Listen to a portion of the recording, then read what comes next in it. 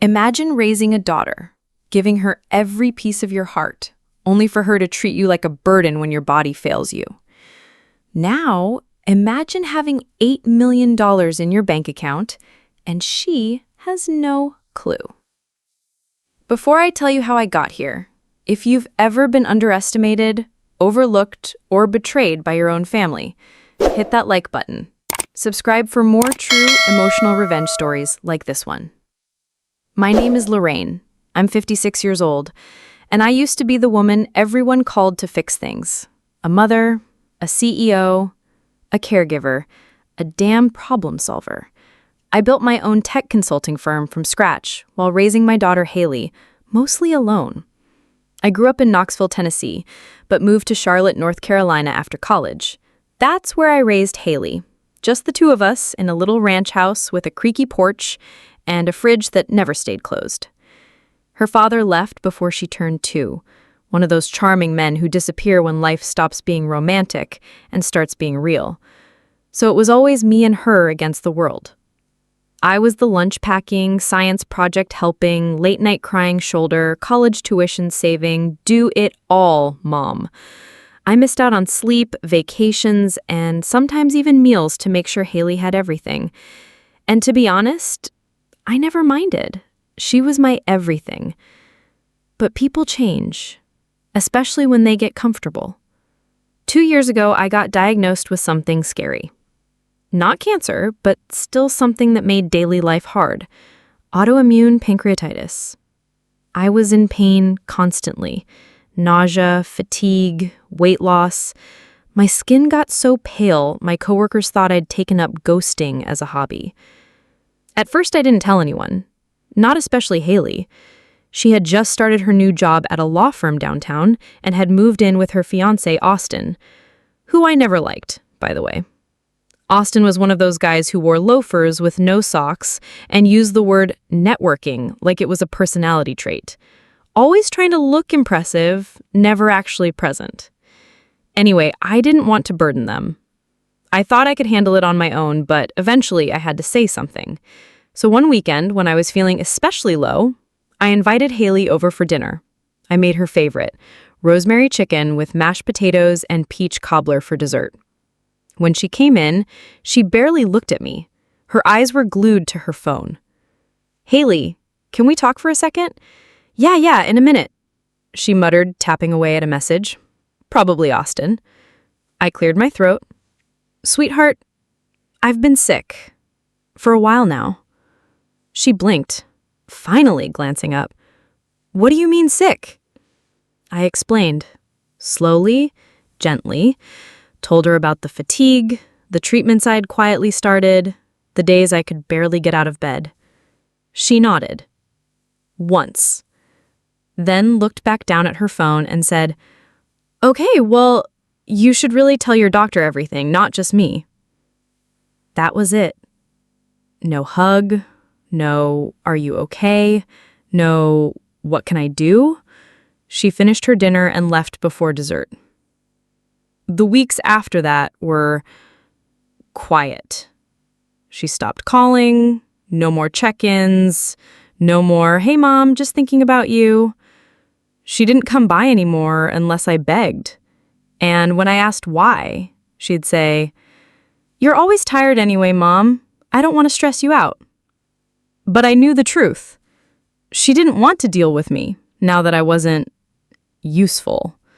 I couldn't babysit her future kids, I wasn't fun brunch company, and I definitely wasn't something she could post on Instagram. She started referring to me as Lorraine to her friends instead of my mom. I heard it once when I accidentally stayed on a call too long. "She's being dramatic," she told someone. "Lorraine always needs attention." But what Haley didn't know was that I had just sold my company. My little tech firm that I built from my garage, it had grown. I landed a major government contract during the pandemic. Word spread. The valuation skyrocketed. And I sold the whole thing for $8.2 million. Clean. All mine. No co-founders, no debt, no drama. I didn't tell anyone. Not even my closest friend, Nadine. because I wanted to see who sticks around when they think you're broke, sick, and useless. And let me tell you, that list got very short, very fast. One day I had a flare-up so bad I could barely walk. I texted Haley asking if she could help me to the urgent care. She left me on red. 12 hours later, she replied, "Ugh, I had back-to-back meetings. Are you okay now?" I didn't answer, because I was sitting in the waiting room alone, clutching a heating pad and trying not to cry in front of strangers. A few weeks later, I saw her post a photo on Instagram with Austin's family. The caption read, "So lucky to be surrounded by love." There I was, still sick, still alone, scrolling through pictures of my daughter baking cupcakes with her future in-laws while I hadn't even been invited. I stared at the screen for a long time. And then, something in me snapped. Not in a violent way, but in a finally awake way. I stood up, poured myself a glass of wine, doctor be damned, and opened my laptop. I logged into my investment accounts. I opened the new beach house listing I'd bookmarked in Florida. I even pulled out the dusty little notebook where I'd written down every time someone made me feel like I didn't matter anymore. And I said out loud, "Okay, it's time." If there's one thing I've learned from building a business from nothing, it's this. When people stop seeing your value, stop talking, start planning. That night, after seeing Haley's Instagram post, I stared at my laptop screen for hours, not out of sadness, out of clarity. Because I realized I didn't raise a bad daughter. I raised an entitled one. And I played my part in that. I gave too much. I excused too much. And now, she believed she could discard me like an old sweater she'd outgrown. But here's what she didn't know. That sweater just bought a penthouse condo with wraparound views of Biscayne Bay. The next morning, I called my attorney. "Hey, Liz," I said, keeping my voice casual. "Can you help me set up a new trust account? Private, discretionary distribution. I want no one connected to it unless I say so in writing." She didn't ask questions. Liz had been with me since year 5 of the company. She handled the original contract when I bootstrapped my first consulting deal from a local hospital system. She knew better to not pry. Then I called my realtor in Miami. "Still got that 3-bedroom in Coconut Grove?" She laughed. "Not for long, but for you, I'll hold it through the weekend." By the following Friday, I had it under contract. Cash offer, no contingencies. The condo wasn't for show. I genuinely needed a warmer place for my condition. The cold in Charlotte was making my bones ache. But it also gave me a clean break. Haley didn't even notice when the first sales sign went up in front of my house. By the time I started packing, I'd already been ghosted by my only child for almost 4 weeks. No calls, no texts. No, "How are you?" or "Need anything?" You'd think I was some distant aunt she barely knew, not the woman who raised her through 2 ear surgeries, SAT prep, and a screaming breakup in her sophomore year of college. But here's the twist. Haley was about to need me. Badly. It started with a missed call from a number I didn't recognize. Then a second one. Then a voicemail. "Hey, Mom, it's me. I know it's been a minute. Look, can we talk? Something happened with Austin. Can you call me?" I didn't. I listened to the message twice, then deleted it. 2 days later, another voicemail. "Mom, please, I shouldn't have shut you out. I was stressed and I didn't know how to handle it. Austin moved out. He took money from our joint account and please call me. I need you." Now here's the thing. I wasn't cold. I wasn't trying to torture her. But for the first time in my life, I wanted Haley to sit in silence and feel what I'd felt.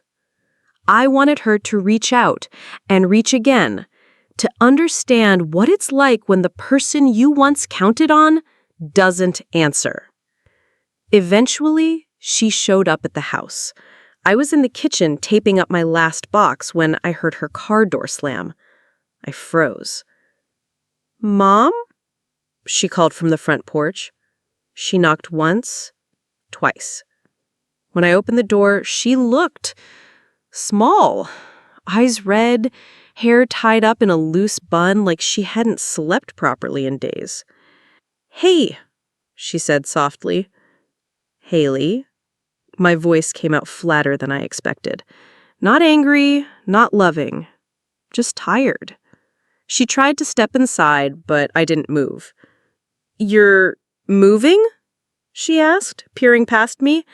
"Yep, Florida." Her eyes widened. "Since when?" I shrugged. "A couple weeks ago." Her face crumpled a little. "You didn't tell me." I just looked at her. And I swear, in that silence, every voicemail I left unanswered finally made sense to her. She blinked rapidly. "I've been going through a lot. Austin cheated with a girl from his firm, took out a personal loan in both our names, and I'm stuck with over 10 grand in debt, and I just..." She sniffled, then looked up at me with those same eyes she used when she was 5 and dropped her ice cream cone on the sidewalk. "I need help, Mom." There it was. The moment. The old me would have pulled her inside, made tea, started calling credit unions within the hour. But this time, I exhaled and said, "You left me alone when I could barely walk to the bathroom, Haley. When I begged for help, when I thought I might be dying." She looked stunned, like someone had slapped her. I didn't know how sick you were," she stammered. "You didn't ask." My voice cracked. "You ignored me for weeks, like I was nothing. Like I didn't matter unless I was doing something for you." She opened her mouth, closed it. I stepped aside, letting her see the empty living room behind me. "You're not a bad person, Haley, but you became a selfish one, and I let it happen." She looked like she might cry again, but I wasn't finished. "I'm not bailing you out. Not today. You have to fix this mess on your own. And if you really want to be in my life again, you'll have to earn it." She didn't say anything for a long time. Then she whispered, "Are you cutting me off?" I smiled, but not out of joy. "No, sweetheart. I'm waking you up." As she walked back to her car, slower than when she arrived, I watched from the doorway. And for the first time in a long time, I didn't feel empty. I felt light. But the story doesn't end there. Because a week after I arrived in Miami, I got a letter from a lawyer. Haley was contesting my assets, claiming mental decline and emotional instability since my illness, trying to gain legal access to my estate. The letter came in a stiff, white envelope, postmarked from Charlotte. I opened it at the kitchen counter of my new condo in Coconut Grove, sunlight streaming in across the marble tiles. Inside, legal jargon, veiled threats, and my daughter's name on the line that said plaintiff. I read it 3 times, not because I didn't understand it, but because I couldn't believe she'd really done it. Haley was trying to declare me mentally unfit, claiming that my illness had impaired my emotional judgment, that I was making erratic financial decisions, that she was concerned about my well-being and legacy. She was angling for legal access to my estate, not because she wanted to care for me, but because she thought the money was hers. I didn't cry. I didn't rage. I laughed. Not the belly kind, the cold, dry kind that comes from watching a person show you exactly who they are. All the missed calls, the ghosting, the silence when I needed help, it wasn't about stress or confusion or even shame. It was about convenience. And now that I wasn't useful, wasn't bankable, she wanted to take me to court and prove I didn't know what I was doing. Haley had no idea I'd spent most of my career outmaneuvering corporate sharks twice as ruthless as her. I called Liz, my lawyer. I said, "Looks like Haley's growing fangs," dryly. Liz chuckled. "Let her bite. We'll respond accordingly." We didn't go scorched earth. That's not who I am. But we responded clearly, firmly, and legally. Liz filed a full affidavit confirming my mental fitness along with independent medical documentation. We attached proof of my financial decisions, including the trust account and real estate purchases. All clean, all airtight. We also submitted a timeline of Haley's behavior over the past year. The absence, the neglect, the sudden about-face when her engagement collapsed. And finally, we included a personal letter, signed by me, stating that I was of sound mind and that I had made a deliberate, conscious decision to restructure my estate without including her at this time. We didn't threaten. We didn't insult. We just laid out the truth. Haley withdrew the filing 6 weeks later. I never got an apology, not a real one. She sent me a text that said, "I'm sorry things got so messy. I was scared and made bad decisions. I hope we can talk again someday." I didn't respond. Not because I hate her, but because some bridges don't need to be burned. They collapse on their own from the weight of what never got repaired. Life moved forward in unexpected, quiet ways. My health stabilized with the warmth down here. The sea air did more for me than the doctors in Charlotte could ever. I joined a local community wellness center that focuses on autoimmune care. Twice a week, I sat on a dock with other women in their 50s and 60s, sipping herbal tea, laughing about things that don't involve betrayal or business. I picked up painting again. Nothing fancy, just brushstrokes and soft music on Sunday mornings. I even started mentoring a young woman named Danny who's building her own consulting startup. She reminds me of myself at 28, fire in her voice, too little sleep, and 1,000 ideas scribbled on the backs of receipts. Sometimes she asks me about Haley.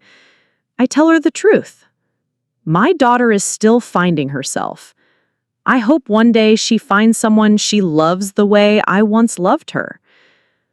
The funny thing is, I don't even feel vengeful anymore. Not really. Because the revenge already happened. Not through punishment, but through presence. Through becoming a woman who no longer begs to be chosen. A woman who chooses herself. Through showing the world that I didn't crumble when the one person I gave everything to walked away. Through healing and silence and rebuilding in secret. Money didn't buy me peace, but it bought me the space to remember who I was before I became just mom. And that's something no one can take away from me, not even blood. I haven't spoken to Haley since that last text. Some nights I wonder if she ever drives by the old house. If she pauses outside hoping I'll pick up the phone. But I won't. Not until she's ready to love without strings. Not until she sees me more than just as safety net. So, here I am. Alive, whole, free. Not the mother my daughter remembers, but the woman I forgot I could be. And if you're listening to this and you've ever felt discarded, underestimated, or forgotten by the people who should have loved you most, let me tell you something. You are not broken. You are just outgrowing people who stopped seeing your worth. Sometimes the harshest betrayal leads to the deepest clarity. And sometimes the best revenge is finally putting yourself first. Sometimes the best revenge isn't dramatic.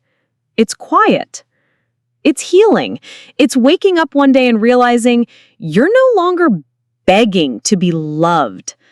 You're demanding to be respected.